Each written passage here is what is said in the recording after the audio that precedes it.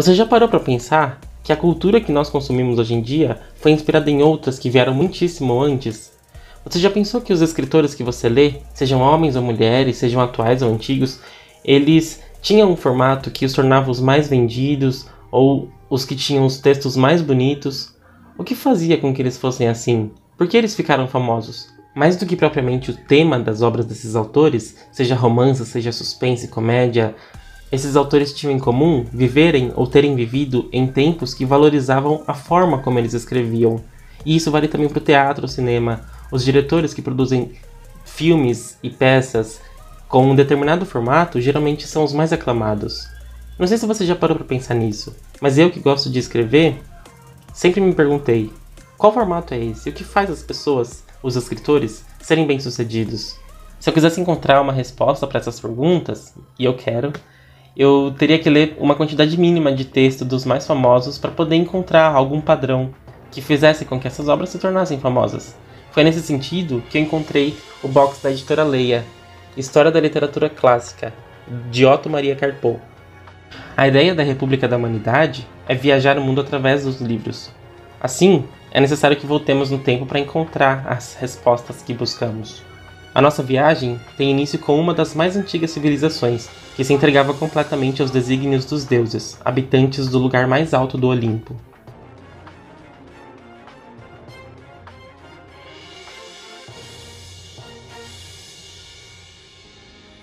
Entre seus incontáveis afazeres divinos e intervenções na Terra, os deuses gregos organizaram uma grande celebração pelo casamento entre o mortal Peleu e a deusa do mar Tétis, de beleza extraordinária. Na ocasião, porém, alguém que não tinha sido convidado entrou na festa. Eris, conhecida como a personificação da discórdia. Zeus não a tinha convidado, e assim ela se tornou invisível para com eles festejar. Antes fosse essa sua real intenção. Eris colocou sobre a mesa um pomo de ouro, e com ele os nomes de outras 3 divindades, Hera, Atenas e Afrodite. Esse pomo, disse ela, pertence a quem for a mais bela entre as 3. Zeus conhecia Paris, um cuidador de rebanhos que possuía dons de profecia, e pensou que ele faria a melhor escolha entre as deusas. Assim, cada uma delas ofereceu-lhe os mais valiosos presentes que um homem podia querer. Mas foi Afrodite, a deusa do amor, que lhe ofereceu o amor da mulher mais bela do mundo, se ela fosse eleita merecedora do pomo de ouro. Paris, cujo destino tinha sido selado no seu nascimento, escolheu ter o amor da mulher mais bela do mundo, Helena. Afrodite alegrou-se por conseguir o que queria, e levou Paris até sua amada, na cidade de Esparta. Helena, em retorno, também apaixonou-se por Paris, e juntos fugiram para a cidade de Troia. E também fugiram do marido de Helena, que se chamava Menelau, o rei de Esparta. Menelau enfureceu-se. As deusas Hera e Atenas, que tinham sido rejeitadas por Paris, também estavam enfurecidas, e elas deram o apoio a Menelau, que junto de seu irmão Agamenon reuniram 1000 navios de guerra contra Troia para recuperar Helena. Os espartanos cercaram as praias de Troia, enquanto os troianos ergueram altos muros para se proteger. Menelau convocou Aquiles, entre outros homens, para lutarem como grandes guerreiros. Nos campos de batalha, muitos homens morreram.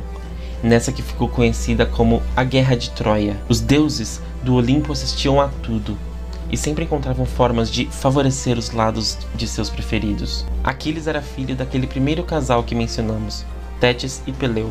Sua história também era cercada de interferências divinas. Ao nascer, sua mãe o mergulhou nas águas do rio Estige, segurando-o pelo calcanhar. Com isso, todo o corpo de Aquiles se cingiu de força superior à dos outros homens. Onde quer que fosse atingido em batalha, não sofreria, pois sua mãe o havia tentado torná-lo imortal. Os espartanos invadiam as cidades em redor de Troia, e quando as dominavam, roubavam seus bens e tornavam servos os seus habitantes. Esses eram os despojos da guerra. Numa dessas invasões, quando a guerra já durava 10 anos, Aquiles tomou para si uma bela mulher, de nome Briseida, a quem amava muito. Agamenon também tinha conseguido uma mulher nessas invasões, mas o pai dela, desesperado, veio em socorro e pediu sua filha de volta em troca de incontáveis presentes a Agamenon. Ele entregou a filha de volta ao homem, mas foi desleal com Aquiles e roubou dele sua mulher Briseida. Assim tem início a ira de Aquiles. Aquiles se recusa a lutar com Agamenon contra Troia e reza aos deuses que os troianos, seus inimigos, vençam o combate em vingança pelo que Agamenon fizera. Os troianos passam a ter mais vantagens na guerra, e assim Agamenon é aconselhado a fazer as pazes com Aquiles. Mas o homem irado recusou-se. Patroclo, que era primo de Aquiles e lutava contra Troia, então veste a armadura de Aquiles e, se passando por eles, derrota muitos troianos que invadiram os acampamentos espartanos nas praias. Mas seu sucesso durou pouco e Patroclo foi morto por Heitor, um forte guerreiro troiano. Aquiles tinha Patroclo em altíssima estima, e sua morte só o faz ficar ainda mais furioso. Se os deuses tivessem permitido, Aquiles teria derrotado Troia de uma vez, e por conta própria, tão enfurecido que estava. Mas isso é só o que você precisa saber antes de começar a ler a Ilíada. Todas essas histórias de homens e deuses e guerras eram passadas adiante através da tradição oral. As pessoas cantavam essas histórias, e por isso elas eram facilmente memorizadas. Hoje em dia nós temos a catequese, por exemplo, que ensina a tradição da Bíblia nas igrejas católicas, a escola bíblica dominical na igreja evangélica, por exemplo. E saber essas histórias antigamente fazia parte da civilização grega. Foi a reunião 400 anos depois da Guerra de Troia, foi a reunião desses contos que fez com que surgisse a Ilíada, no século 8 a.C. E como as pessoas naquela época já conheciam as pessoas, os deuses, os lugares que a Ilíada conta, para eles era mais fácil entender a história e passar a história adiante. Bom, como vocês viram, a Ilíada narra os últimos dias da Guerra de Troia, ou Ilion, né, que é uma região grega, e daí tem o nome Ilíada. E Homero, antigamente, ou os gregos também, costumavam usar o que se chama de epíteto, que é você dar para um personagem uma característica sem usar um adjetivo propriamente dito, mas uma característica, o nome do pai da pessoa, por exemplo, ou o lugar em que a pessoa nasceu. Quando ele chama Aquiles de Pelida, quer dizer que ele é Aquiles, filho de Peleu. Ou quando ele chama Zeus de Cronida, é porque Zeus é filho de Cronos. E Homero costumava fazer muito isso nesse livro. Não apenas isso, mas o Homero ele consegue ser muito descritivo na história. É impressionante a forma como ele descreve a ira de Aquiles, os mortos na batalha, como ele descreve os lugares e como que ele faz comparação entre as coisas da natureza para falar sobre certas coisas que acontecem na história. E tudo isso faz você pensar que você realmente está dentro da história, dentro da guerra, e você fica muito impressionado lendo essa história. O original em grego foi escrito usando a regra do hexâmetro datílico, que é baseada no tamanho das partes dos dedos, uma parte longa e duas curtas, quer dizer, uma sílaba longa e duas curtas. E na tradução que eu li, de Trajano Vieira, infelizmente ele não fez desta forma, mas eu descobri que existe a tradução de Carlos Alberto Nunes, que conseguiu seguir no português essa métrica. Se você quiser, lá no meu Instagram eu coloquei um vídeo comparando as traduções, as 3 traduções em português que eu encontrei, para poder mostrar como que é a rítmica da forma como era escrita no grego. Essa forma com o hexâmetro datílico, ela realmente tem um ritmo, tem uma melodia mais presentes e dá mais vontade de ler, faz você querer continuar lendo, porque tem essa melodia na história. E foi pensando nisso, nessa melodia que o original grego tinha, que eu convidei alguém muito especial para mostrar para vocês como que essa história era cantada antigamente.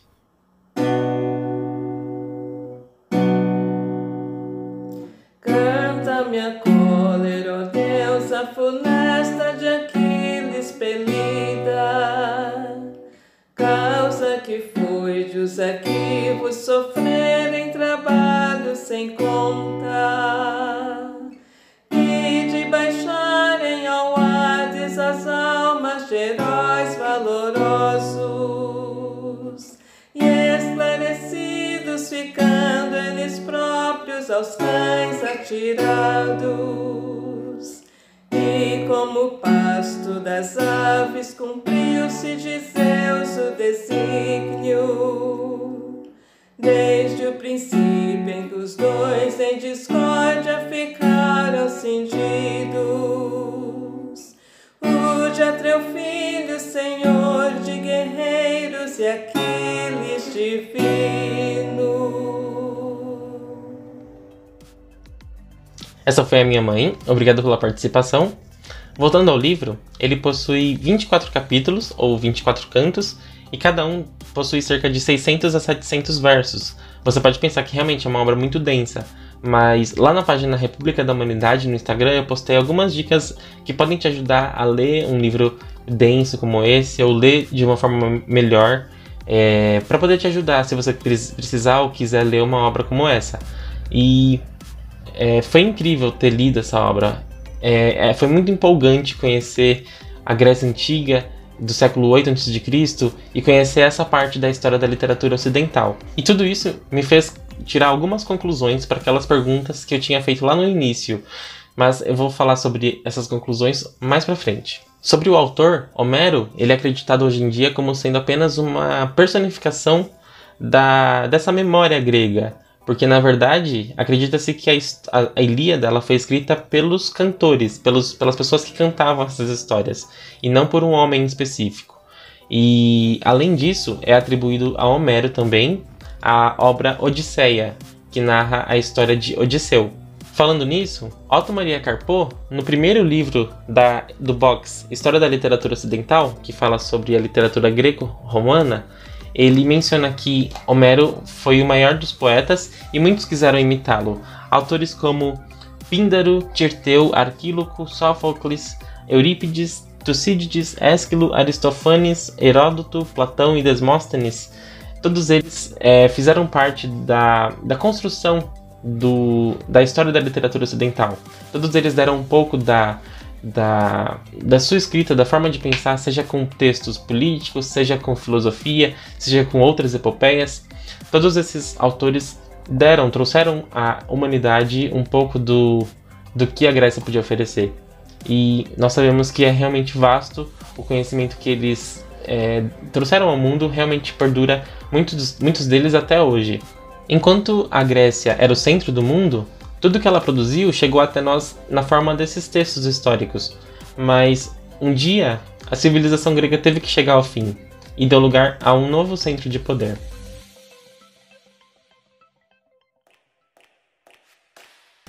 Se você se interessou por essa história, e se você quiser saber o que eu ando lendo, não deixe de seguir a página República da Humanidade no Instagram, porque lá é onde eu apareço mais frequentemente, com dicas de leitura, com livros, com indicação de livros, com dinâmicas entre os seguidores, e o mundo é um lugar vasto. Os livros são são um meio de transporte que nos levam a conhecer tudo que o mundo tem a oferecer.